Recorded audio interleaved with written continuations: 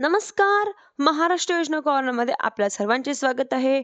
आजच्या व्हिडिओच्या माध्यमातून आपण बघणार आहोत की मुख्यमंत्री माझी लाडकी बहीण योजनेच्या संदर्भातील एक महत्त्वपूर्ण अपडेट आपण आजच्या व्हिडिओमध्ये बघणार आहोत. त्याआधी तुम्ही जर माझ्या चॅनलवरती पहिल्यांदा आला असाल चॅनलला लाईक, सबस्क्राईब आणि शेअर करायला विसरू नका. म्हणजेच की आता 11 डिसेंबर 2025 रोजी जे एक निर्णय घेण्यात आलेला आहे व त्या जी-आरच्या माध्यमातून आपण बघणार आहोत की म्हणजेच की जी-आर हा 11 डिसेंबर 2025 रोजी घेण्यात आलेला आहे.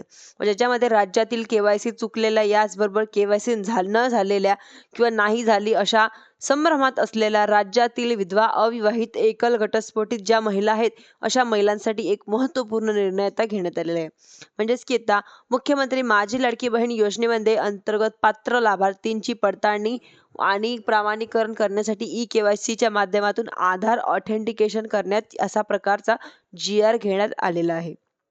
म्हणजेच की आता महिला लाभार्थ्यांनी आपली ई-के-वाय-सी केली परंतु त्यांच्यामध्ये काही चुका झाल्या अशा प्रकारच्या जर एखाद्या महिलेला वाटत असेल तर त्या महिला आता के-वाय-सी परत करता येणार आहे. म्हणजेच की याचप्रमाणे ज्या महिला लाभार्थ्यांचे वडील हयात नाही, पती देखील हयात नाही, घटस्फोट झालेला आहे, त्या लाभार्थ्यांनी महिलांनी स्वतःची के-वाय-सी करून झाल्यानंतर आपले कागदपत्र ज्यामध्ये पती अथवा किंवा वडिलांचे मृत्यू प्रमाणपत्र, घटस्फोटाचे प्रमाणपत्र किंवा न्यायालयात जर विषय असेल तर त्या न्यायालयांचा आदेश याची सत्यप्रत संबंधित अंगणवाडी सेविकांकडे 31 डिसेंबर 2025 पर्यंत जमा करायची व ही प्रक्रिया पूर्ण झाल्यानंतर ऑफलाईन पद्धतीने राहणार आहे. म्हणजेच की त्या महिलांनी जर जी-आर बघायचा त्यांना महाराष्ट्र गव्हर्नमेंट.in या संकेतस्थळावरती तर हा जी-आर बघू शकता.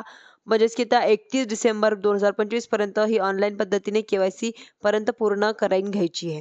ज्या महिला लाभार्थ्यांची ई-के-वाय-सी पूर्ण झालेली नसेल अशा महिलांना पर्याय निवडताना काही चुका झालेल्या असतील तर अशांनी पुन्हा एकदा ई-के-वाय-सी करून घ्यावी, जेणेकरून काही चुका असतील त्या शंका राहणार नाही.